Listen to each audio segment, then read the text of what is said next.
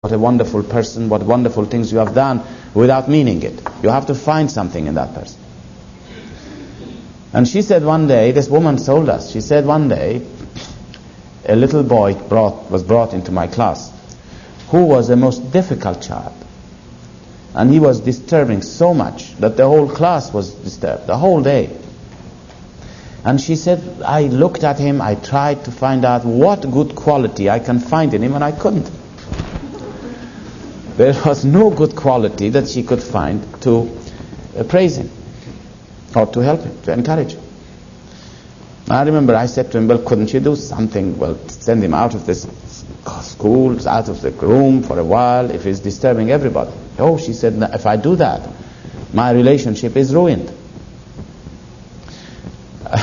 It's no use. I cannot do that. I must find something. And she said, when we were sitting after a while, I noticed that, all the children in school, most of them, when they sit, they stoop over their desk, they just sit down like this. They stoop and they are bending more or less. But she said, I saw that this fellow Billy is sitting straight.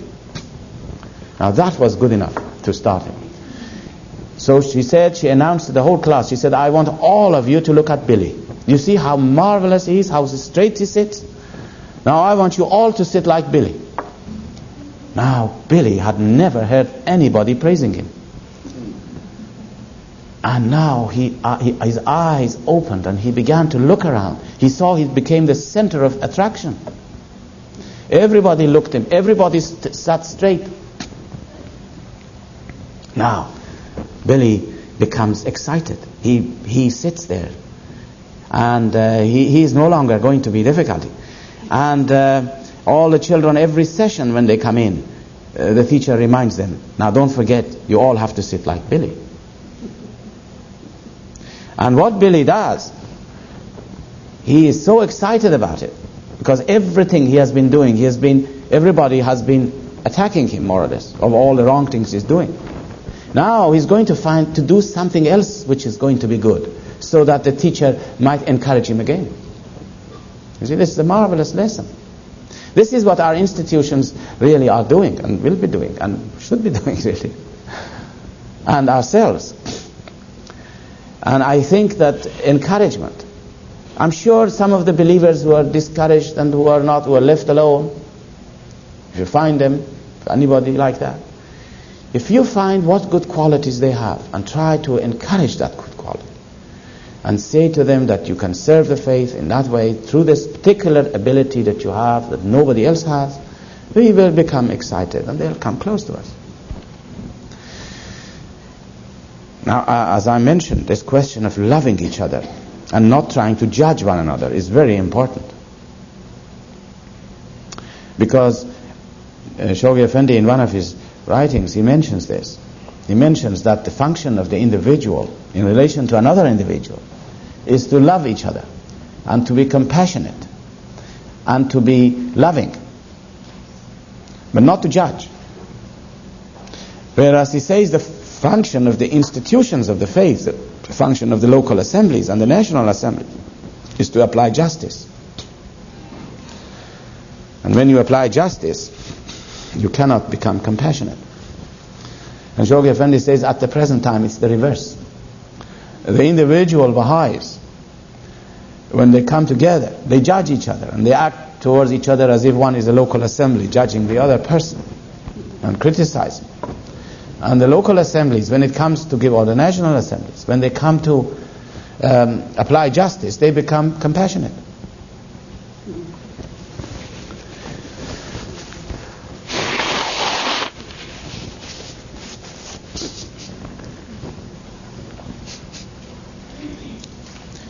Every Baha'i has marvelous qualities, and we have to look into their faces and see those qualities of Baha'u'llah. I'll tell you another story, just to give you this. You know that sometimes there are difficulties in Baha'i communities, and there was a community in Europe, a Baha'i community, which had great personality problems. You can never solve personality problems by expedient measures. You cannot solve it by expedient measures. And the only way you can really do it is to shower everyone with love. And anyhow, in my function, I was asked to go and see if I can help them. Well, there was a big file, which if I show you the size of it, it was as big as this, about this community, of all the problems they had with each other. Some of them even wouldn't talk to each other. If they saw each other in the streets, they would avoid each other. It was a terrible situation. And they said that it was obvious from reading these files. I decided not to read them, and at the end I decided it's no good to read them. But I knew there was one man who they said he was the culprit. He was the responsible man. He really was the man who has created all this terrible entanglement and problems for years. And people had gone there, national assemblies, members, all kinds of people, board members, gone there to try to solve it, and it became always worse, to such an extent that these people had a great prejudices against the institutions of the faith. It became very difficult. Well, I went along and I met with these people. Not that man who was all the cause of the difficulties, but I met with all the others, and I found that they were beautiful Baha'is. Really and truly. They were just beautiful Baha'is. You couldn't see anything bad in them. Oh, marvelous. And we talked about it individually with everybody. And then I was afraid to go and see that man. I had to go and see him anyhow. That was the problem. And I reached almost to the door of this house. Before I ring the bell, it suddenly occurred to me very clearly that I am going there with the wrong feelings. You know, because I've read some of these files, it's no good. And I knew that this man must have marvelous qualities. Now this story of disagreement, the story of this community is such that for years and years and years this has been going on. And it could not be resolved. And this man was obviously the source of all the problem.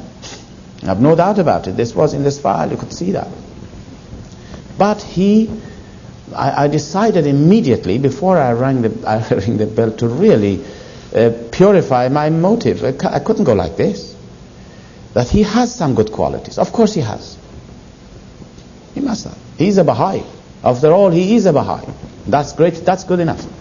So with that feeling, I rang the bell. Now, I can tell you that he and his wife were sitting there waiting for 2 or 3 days, trembling with fear of they're going to see the angel of death, or what's that what you call it? When he comes. They were frightened of what's going to happen now, you know. Well, when I looked at this face of this woman, I just looked at it just as I'm looking at your faces, and this woman almost melted. And she went running to her husband. I could hear whispering, saying to her that he's not that bad, you know. He's not that bad at all, but we were thinking about it. Anyhow, this man came and we sat down and we embraced each other and we sat down. And I thought, what a wonderful thing it is to meet another Baha'i. You know. And we talked about our experiences in the faith, of his services, what he has been. And we talked and talked about all the stories. We became so heated up with excitement. And he went in and he showed me all the years and years of service this man had. Of all the photographs of the friends in the old countries, in other countries that he has been, in other things he'd done.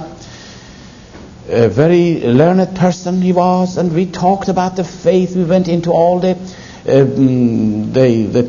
some of the abstruse writings of Baha'u'llah, and he said something and I said something, and it took 3 hours. We were discussing these things. We became so much enthused.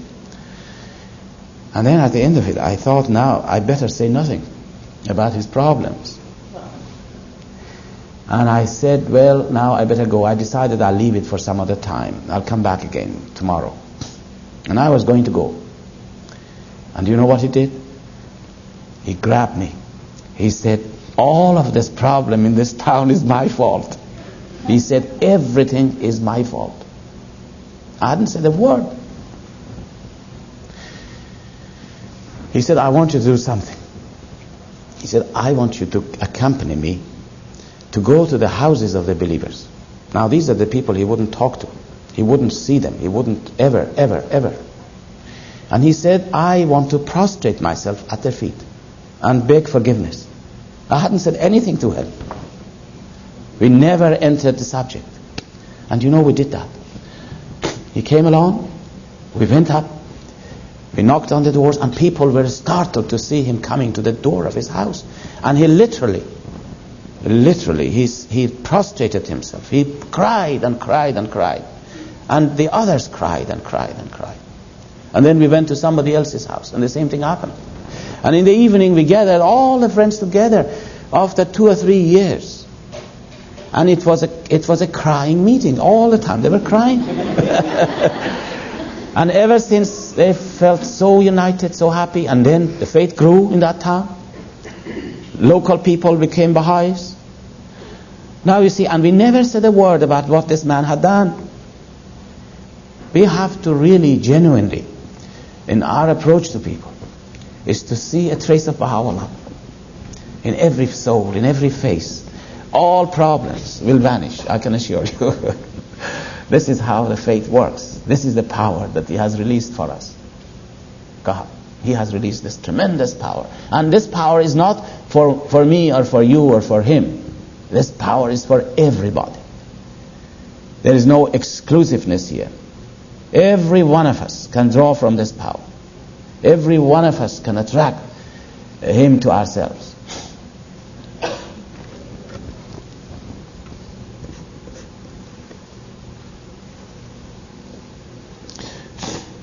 Well, we were talking about something different. You remember we were saying that to read the writings and to say our obligatory prayers is not sufficient unless we carry out the teachings of Baha'u'llah, obey his laws.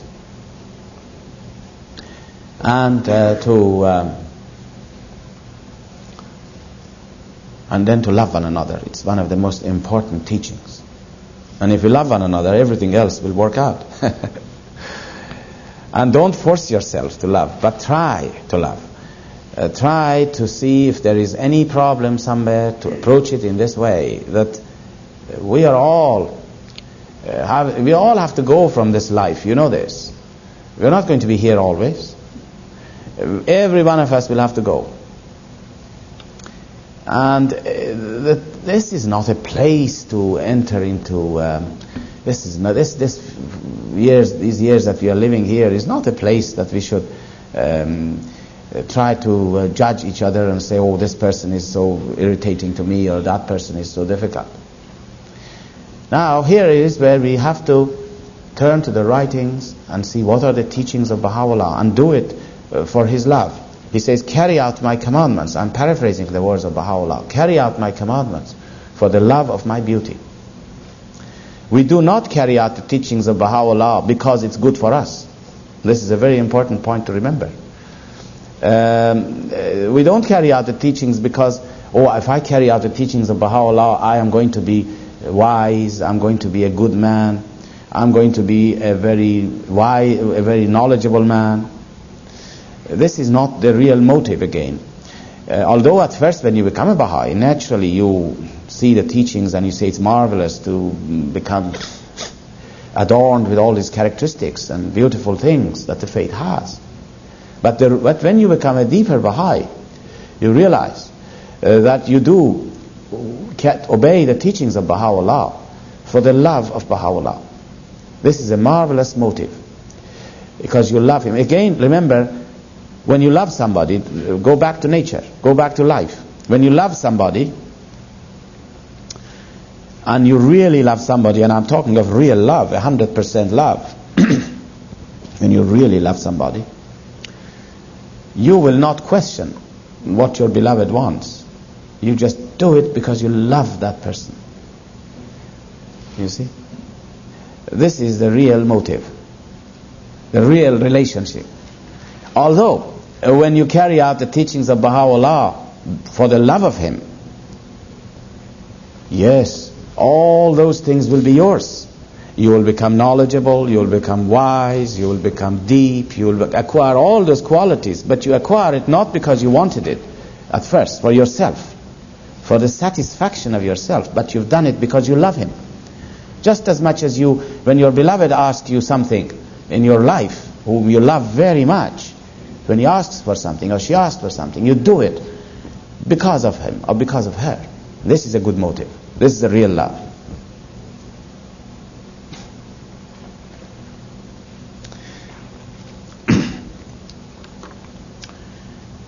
Today, Shoghi Effendi has told us, Baha'u'llah has told us, Abdul Baha has told us that not until we live the life in accordance with the teachings can our work of teaching become successful. This is another thing which is very important to bear in mind. Some of you have remembered that celebrated passage from Shoghi Effendi, which I haven't got it with me to read it for you, but I'm sure many of you who are familiar with it, this is a celebrated passage when he says, not by the force of numbers.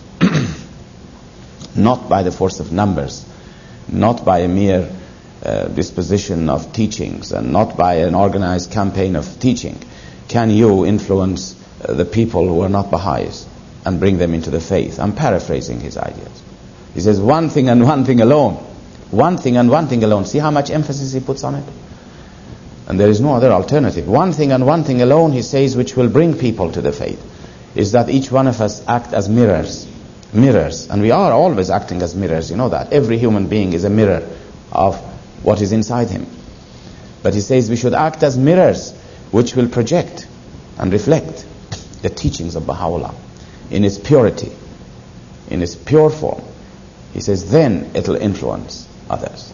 And there are many stories, I'm sure you have heard many stories of such beautiful Baha'is who had lived this life in this way. And as they walk in the streets, they have been the center to which people turn to. Remember, Martha Ruth was one such person. I mean, wherever she went, people were attracted to her.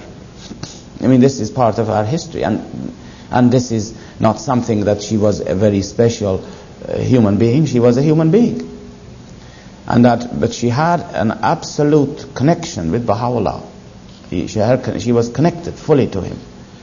And this is what happened. And therefore she became a perfect mirror. What was in her heart reflected out in her face. And people saw that radiance and they were attracted to her. This is the way. And this is what Shoghi Effendi tells us. And this is why I said that the forces are all over the world preparing us. We can bring great numbers into the faith if we do these things. And I'm sure that your community has been really in the forefront of teaching activities. We have to learn from you. Forgive me for saying these things.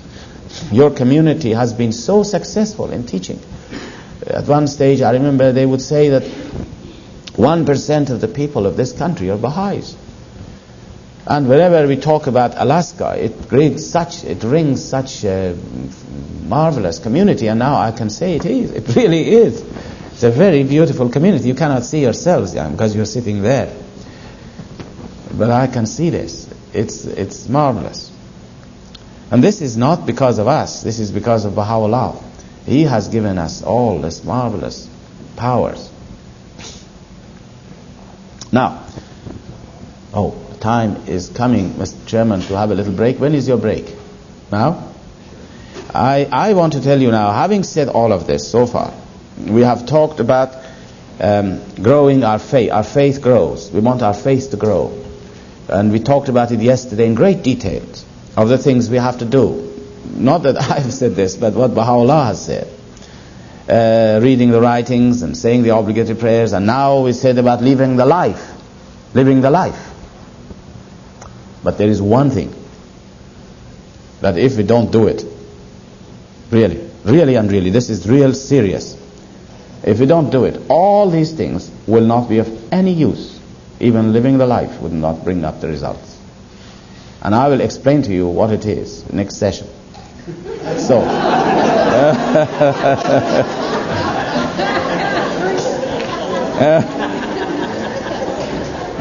will take you to nature, and you see that in life, if there is a man or a person who, say, eats a lot of food regularly, but he does not move. Can you imagine a person like that? Never moves. He's sleeping all the time, eating and sleeping, or staying up. What will happen to this person? This is not going to be a healthy life. He's not going to be able to live. And even if he lives, he'll be a sick man. The right way of living is to eat your food and then exercise your muscles and move around and work hard. And the harder you work, the more you are healthier. The healthier you are, you see. Now this is a basic principle of life, and exactly the same principle applies in the faith. There may be people who say, well, I will read the writings, when in fact he may be a scholar. He may become a scholar of the faith. He reads everything. And he may be talk an awful lot as well. But he doesn't serve the faith. Doesn't do anything. That person is going to be unhealthy, going to be frustrating. The real way of life is to read the writings, to say your prayers, obligatory prayers, to live the life, to do all these things we have to do, but just as important, serve the cause of God. And the greatest service today to the cause of God is teaching. So you see now how there is a balance here. The balance comes into it.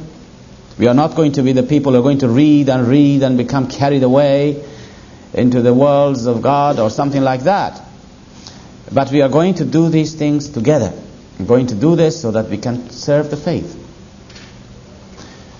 Although there are many things we can do to serve the faith, but I mentioned the greatest of all things in service to the faith is teaching. And I'll explain this to you later on, why this is that the greatest of all things is teaching. Now, serving the cause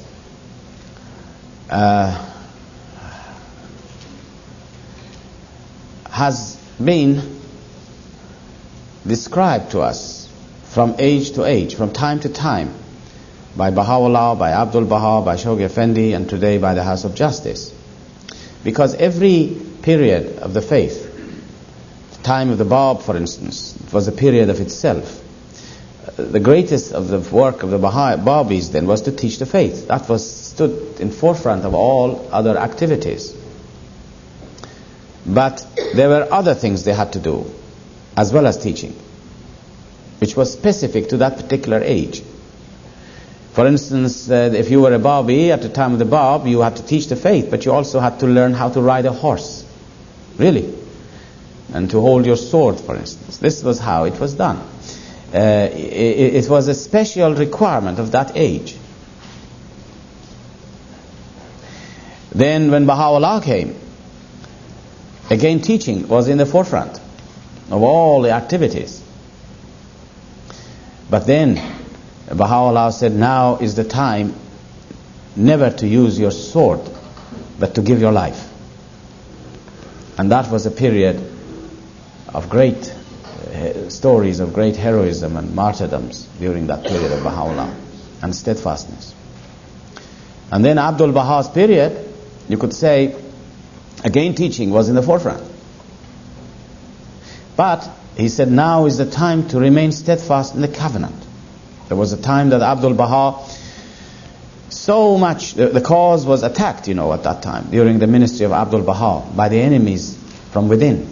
These are the covenant breakers. They attacked the faith with such fierceness that if it wasn't for the fact that, as I was mentioning yesterday, the cause of God, the machinery, the covenant was so strong, and with the help of some heroes of the faith, a few who rallied around Abdul Baha like lions and protected the faith, today the faith would have been broken up. But it was because the machinery of the covenant was so strong they couldn't do it. But during the period of Abdul Baha, the emphasis was on the steadfastness in the covenant. Abdul Baha used to send teachers all over the world to help the friends to remain steadfast in the covenant. We may not have the time to deal with this subject of the covenant. Of course, we can't deal with everything. But now, that was a special period again. But again, teaching stood in forefront. Now, since then Shoghi Effendi's ministry and today, the beginning of the formative age, again teaching the cause is in the forefront. But the specific task of today is the building of the institutions of the faith. Now, you cannot live in this age and do the things which belong to the other ages. You can't say, well, I'm a Baha'i, but I'm going to now learn how to ride a horse and hold a sword in my hand, as the early believers used to do. This would be out of place. But you cannot also, if you are going to be devotedly follow the teachings, we cannot stay away from building the institutions of the faith. This is our task. But teaching and building the institutions of the faith are the two major tasks that the Baha'is of this particular period are faced with. Now, I want to talk a little bit about teaching, which is really, Baha'u'llah says, the most meritorious of all things in the sight of God. It is not just one of the most meritorious. He says it's the most meritorious of all things in the sight of God. Now, why is it? And first of all, I want to mention that there is a great, in my view, there is a great misunderstanding in the Baha'i communities about the purpose of teaching. Often people think that we teach the faith so that we may increase our numbers. This is not the main purpose of teaching. This is not the primary purpose of teaching, although other religions do that probably for this reason. But we must not be under this impression that the main purpose of teaching, I'm saying the main purpose of teaching, is not to increase our numbers. This is a secondary purpose. This will come as a result. The result of teaching is that our numbers will increase. But there is a far, far greater reason for teaching the faith. Teaching is an act of devotion to God. It's an act of devotion. Now, I will explain this to you in this way. Again, we go to nature and look at nature to see what teaching is in nature. In nature, you will find always any object which depends upon upon its life giver. Any object which depends upon its life giver. You know, there is a life giver. For instance, this earth is a life giver. This earth is the mother earth, isn't it? It is this earth which has created everything. Everything which you see on this earth has come about from this earth. So it's like the mother earth. We all are dependent upon this earth for our livelihood, for our existence. So we are dependent upon it. Now what happens is this: whenever such a thing exists, that this is the source of your life, the source of your existence, then all things will be drawn to it. Everything will be attracted to it. Every object, as you can see, is attracted to this earth. Do you notice that? Every object which comes within its gravitational pull is attracted to this earth. This is a love relationship. There is a love between the Creator and all the other things. This earth is like the Creator. Is the Creator of all, is the source of life. And so every object which comes within its gravitational pull is attracted to it, just with the force of attraction, which is love. You see? This is the law of nature. But, and therefore, the home of every object is to come down and to rest on this earth. When it rests on this earth, then you can say it has reached its destiny. It has reached its home. For instance, you see this pen in my hand. Its real place, the real place for this pen is to come down, to be attracted by this love relationship, to be attracted and eventually rests on this earth. When it reaches on this earth, the lover and the beloved have reached to each other. You see? The lover and the beloved have reached each other. And this is a stage of fulfillment, a stage of pleasure. Pleasure for both. The word pleasure really is, in here you can use it. It's a stage of fulfillment. Now this is a physical thing we are talking about.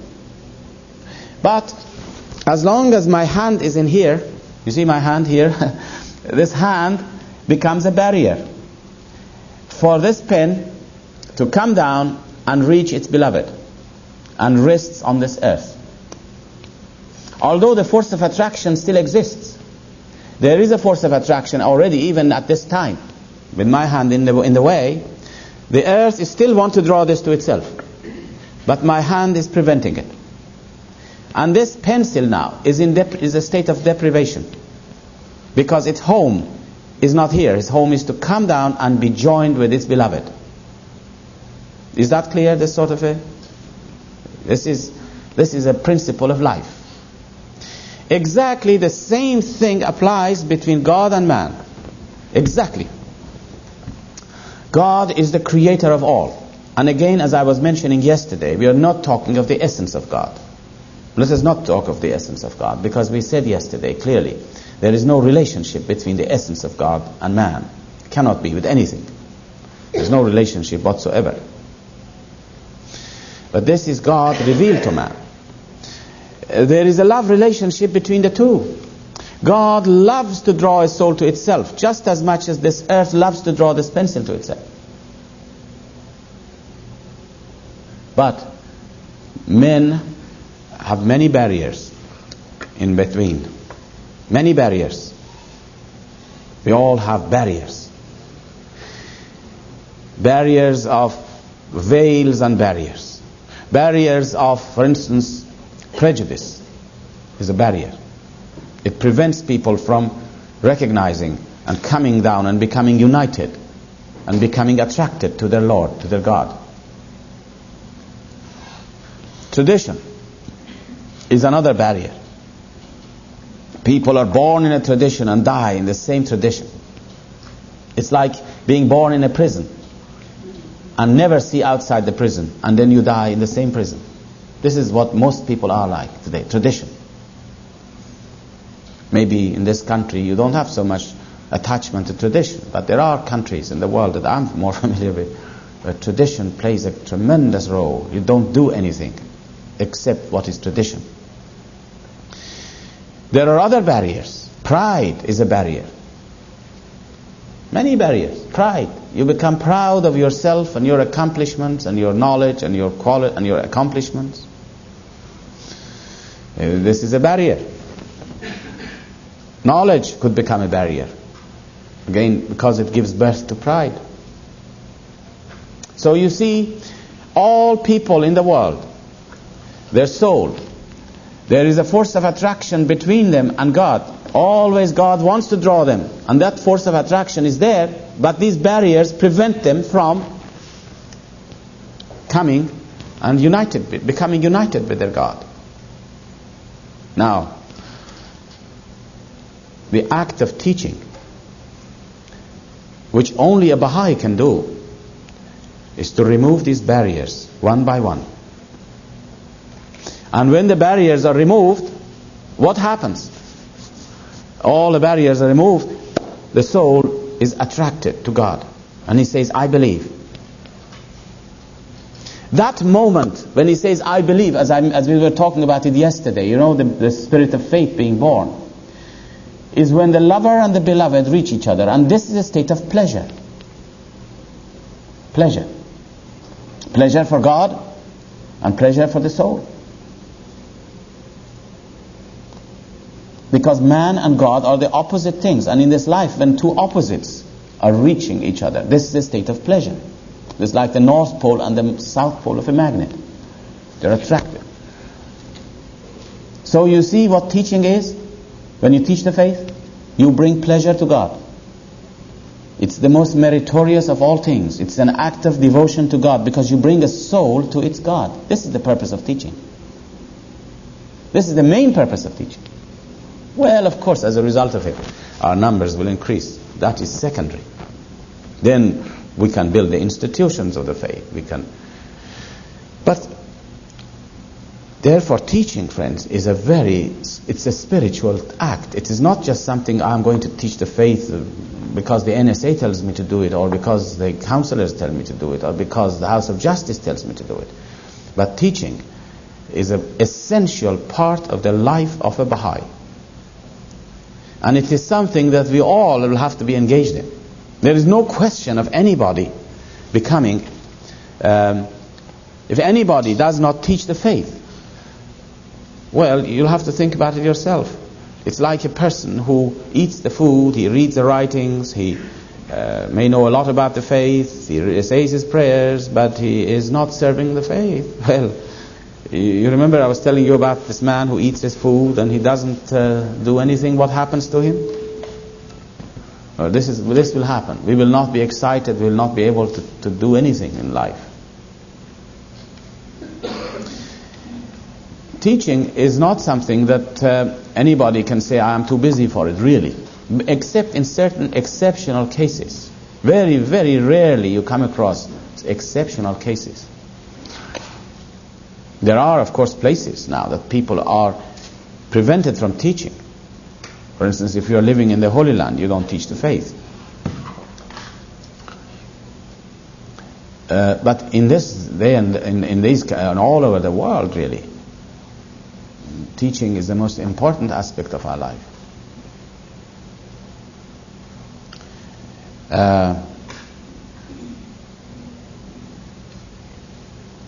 If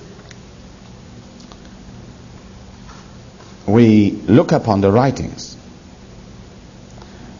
we find that Baha'u'llah has enjoined on all to teach. I will tell you, our daily life often prevents us from really getting engaged in teaching the cause. Because we are so busy in our life, we're so busy, we have to do so many things. Even we have to do so many things for the faith that we have not time to teach the faith.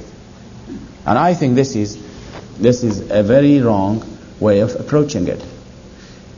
In fact, I remember some years ago, one of the National Assemblies told us in Europe that we had appointed one of the believers who was a marvelous teacher to become a board member, auxiliary board member. We appointed him as an auxiliary board member. And after a few months, the National Assembly wrote to us and said, what have you done? You have made him an auxiliary board member. He was one of our best teachers. And now he doesn't teach the faith. Can you imagine? This is very wrong. In fact, one of the first things we say to our auxiliary board members all over now, at least I always advise them, if you want to do anything, you must be teaching the faith yourself. It's no excuse because I'm a very busy man and I must not teach the faith. Teaching the faith is for everybody. We found in our home that we're very busy, and myself and my wife, but we have to teach the faith. No matter how busy you are, you have to teach the faith. You cannot have an exception. There is no exception. This is the most important function of a Baha'i. And teaching is a personal thing. Unfortunately, things are done in the Western world very impersonally, and we have got used to the idea of teaching in an impersonal way, which will never be right. You have to teach on a personal level. We do most things in life impersonally. Have you noticed that? I don't know what life is like here. I'm not familiar with America. But I know in Europe, if you want to do anything, you won't put your name down for it. You give a box number in a newspaper so that nobody will recognize you. You know, it's impersonal. You don't say anything you want to do. You put a notice in the newspapers. You want to sell something, you want to buy something, you want to see somebody, you put a box number. Even when you want to fight with somebody, you don't fight him directly. You employ a solicitor, a lawyer, to fight for you. You see, everything is done impersonally here. But teaching has to be done personally. You have to come in contact with the soul. You have to love him. You have to then look into his eyes and love him with your heart until such time that you think He is now ready, and then let the faith. Now I want to also say something to you about teaching methods, because I feel again this is one of our problems. But this idea of teaching, now let me first say, this idea of teaching, every Baha'i teaches, is something that is so vital. Like every day we must eat. It's just as important as that. The same way that we said every day we read the writings, every day we must engage somehow in teaching. And it's a daily thing. Shoghi Effendi mentions that. It's a daily thing. It's not once a month going from one town to another.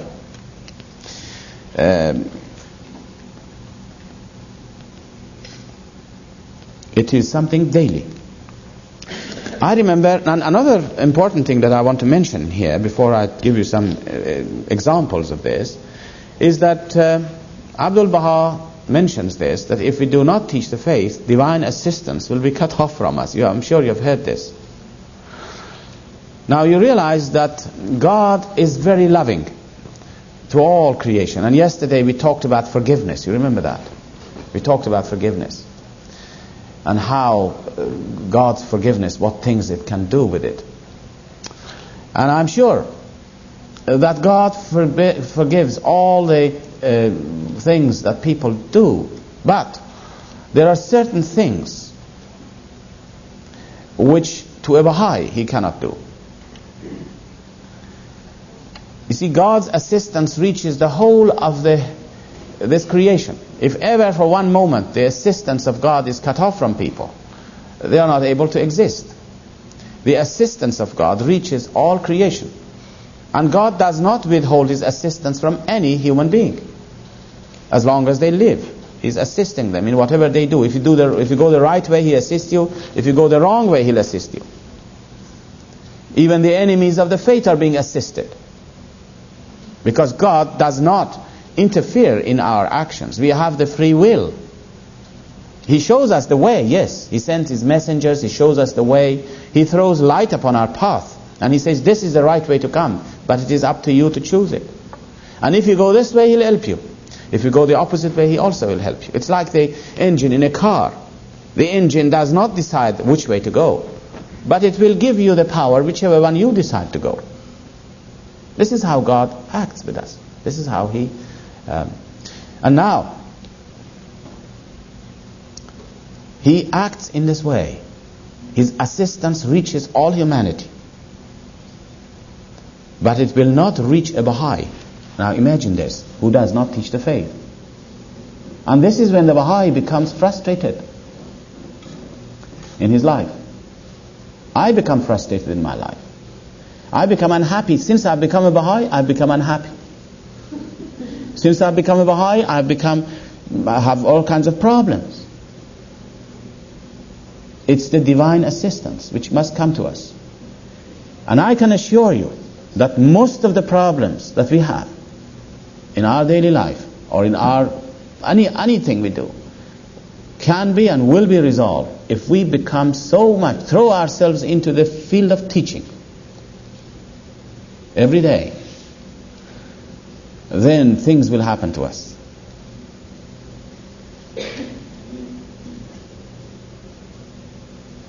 Great things will happen. One will change. Now, I'm not saying that one should say, oh, well, I have a lot of problems in my life, so I better go and do a little bit of teaching so that my problems may be solved. But I can assure you that many of our problems will be so removed from the scene because you will be elevated into a different world, and these problems will sort themselves out. They will completely go into the background.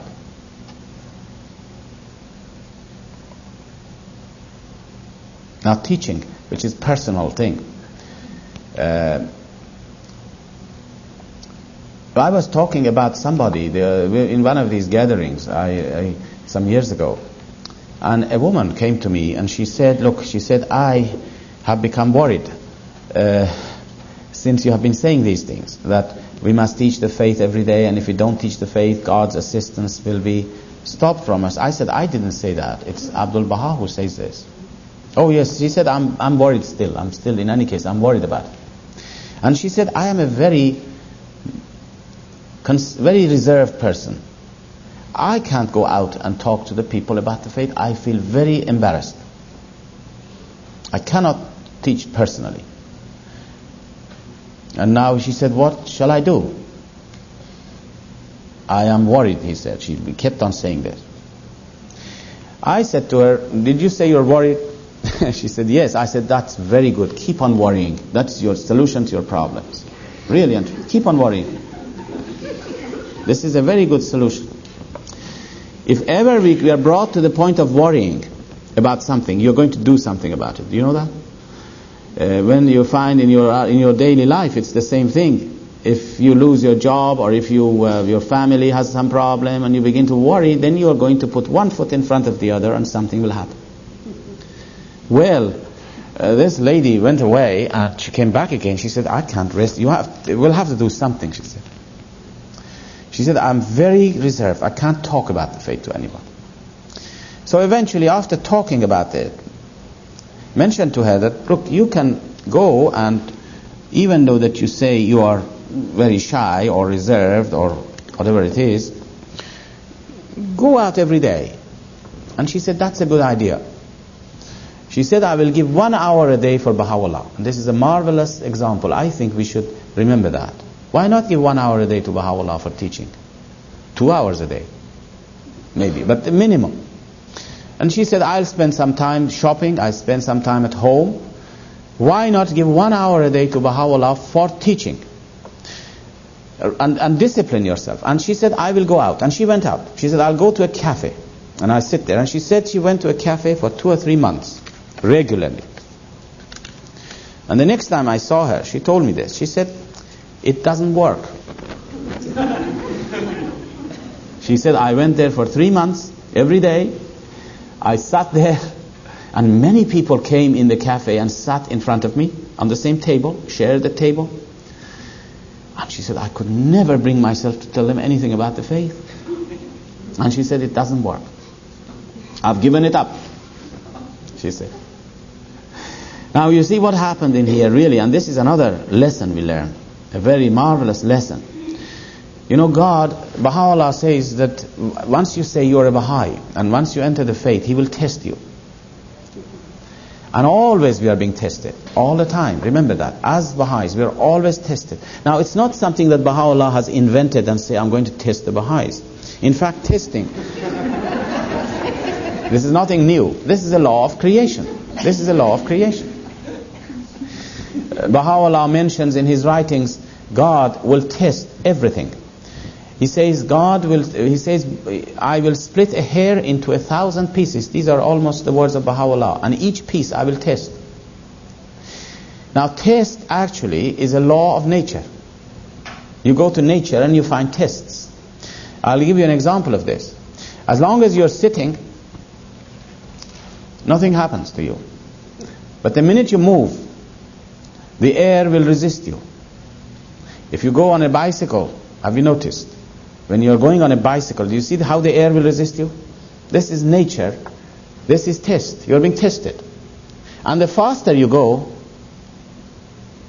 the greater are the tests. The greater is the resistance. You see these aircrafts which are built up, which go twice the speed of sound. They go so fast that the air will resist it so much that the metal gets red hot. And they have to have a cooling machine inside to cool it off all the time, because it goes very fast. Nature will test it all the time. When Baha'u'llah says, I'll split a hair into 1,000 pieces and test it, this is true. Because if you look at the atoms, they're all the time under test. Each atom inside it goes through this cycle. Test is part of life. Every one of us are tested every day, without knowing it maybe. When you become Baha'i, especially. When you sit in a local spiritual assembly, we are tested all the time. It all depends how you look at your friend across the table. Just look at her like this. That's enough. I'm being tested. You know. You think of him in a wrong way, not with love. Because Abdul Baha says the standard of consultation is love. Now if I look at somebody when he says something and I want to hit hard at her, you know how it is? Hit hard. Saying such a thing. I'm being tested. Hit hard in my heart, I mean. I hope we don't get to action, but it's no use also to cover it up and be very nice and smiling. And then you hate in your heart, or dislike in your heart. That is what matters, what's in our heart. You see how we are tested? And so I am tested. And when I am tested, I cannot progress anymore. When you cannot pass the test, but if you pass the test, do you know what will happen? In our lives, when you are a Baha'i, when you pass the test, then greater field of service you enter into it. You will get to do greater service to the faith. You will want to do that. And as soon as you enter there, your tests become greater. Just like somebody who will go faster. Just like the aircraft which goes faster. Your tests becomes greater. And this is why people who have had not the capacity to pass the test, if they are in a higher position, higher functions, higher duties, they could easily destroy their souls. It's like a person who is flying in an aircraft. You see, if I'm standing on this platform and if I fall, well, I may hurt my knee. But if I'm flying in an aircraft and fall, that's the end. So if I work in a local spiritual assembly or a national spiritual assembly and I have all these ambitions in my heart and I'm not able to do the things right and I am being always, don't pass the test, I might hurt myself a little bit. I might become irritated, I might become cause of problems, but it is not fatal. And this is why those people who were close to the center of the faith, those who were close to Baha'u'llah, like man who flies in the aircraft, or those who were close to Abdul Baha, or those who were close to Shoghi Effendi, in the world center, if they had slightest impurities in their lives, if there was any feeling of ambition in their hearts, that little ambition will be magnified and will destroy them. You see? This is the history of our faith. This is why people who were very close to the center of the faith, a little bit of ambition, they will be destroyed. There is no room for ambition in the faith. And especially those who served near the center of the faith, their criterion must have been servitude. Absolute servitude, like Abdul Baha. He was safe. The purest branch was safe. The greatest holy leaf was safe, because their standard of life was servitude. Utter servitude and self-effacement. But the other family of Baha'u'llah, they all had ambitions. They wanted to be leaders. They wanted to be respected. They wanted to be honored. They wanted to be somebody. None of them endured and none of them could last. They all perished, destroyed themselves. They were very close to the center of the faith. But there must have been a lot of other ambitious people in the faith, locally and nationally. Well, they hurt each other and hurt themselves, but it is not necessarily going to be fatal. So you see, friends, one of the things to bear in mind is that tests come our way, always. I remember somebody said, there was a very outspoken, beautiful woman who passed away, a marvelous person who became great. She brought so many people into the faith in England. But she was outspoken, and she used to say, when I was not a Baha'i, I had no problems. She said, I had no problems with people. I was very happy with everybody. I had no problems. But as soon as I became a Baha'i, then problems appeared after the other, And this may be in one sense true if you are not able to cope with it.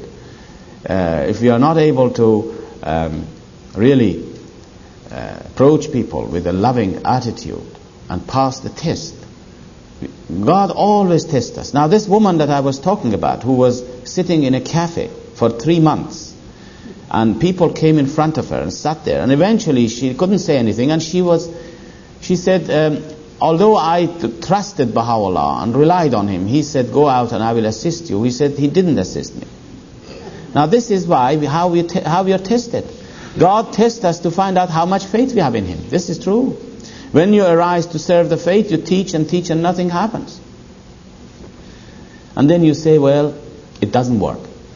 So what happens? Really, you're losing your faith in him. This is how he tests you. And when I pointed this to her, she said, you are right. She said, I've been tested, of course. She said, it's my fault that this didn't work out. It is not Baha'u'llah's fault. It's my fault.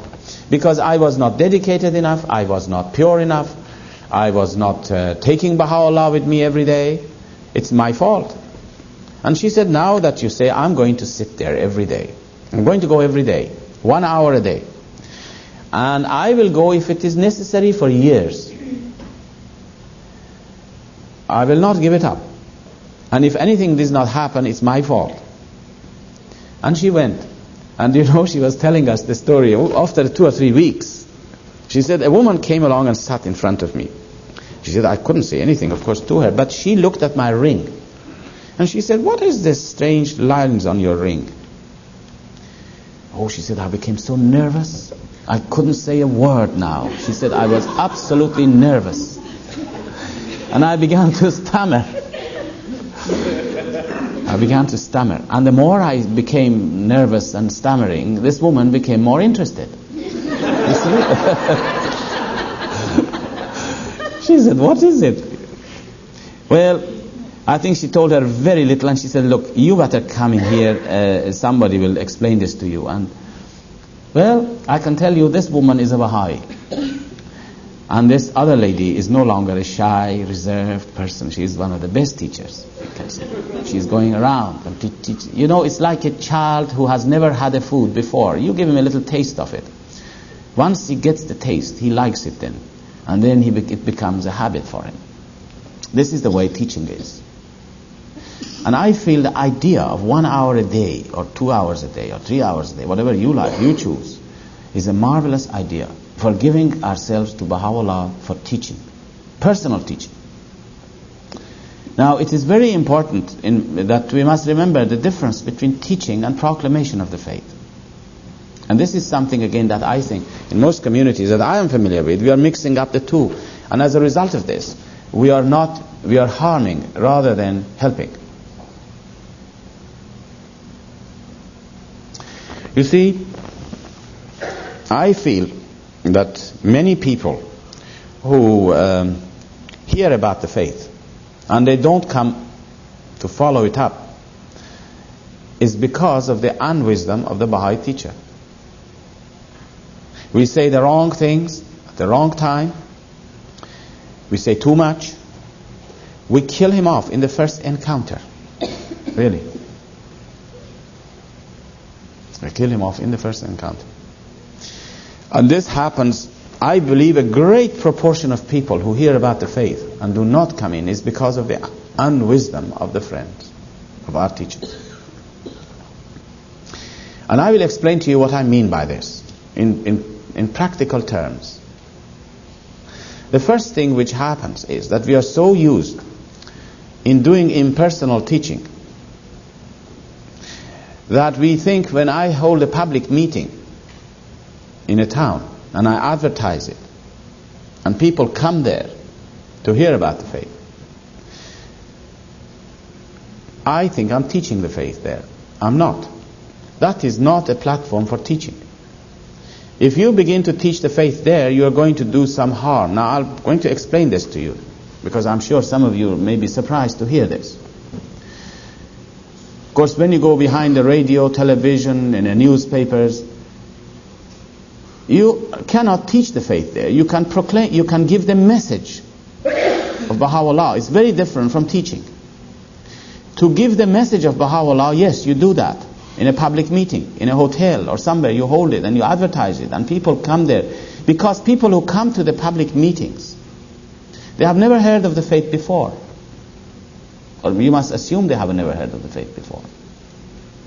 You cannot teach a person that you do not know. That's a basic principle. But you can give him the message. That's all you can do in a public meeting, is to give him the message of Baha'u'llah, what it is. But we must not make an attempt, in my view,